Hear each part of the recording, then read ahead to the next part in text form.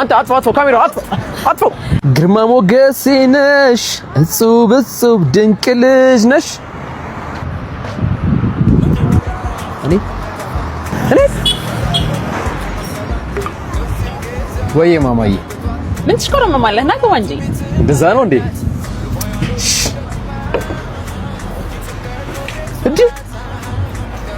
እንዴ ምን ነው እንዴ ረረረረ ኢማ ተወልቆ ነው የሚገባው እንዴ ቺማ ባዶ እግር ነች እንዴ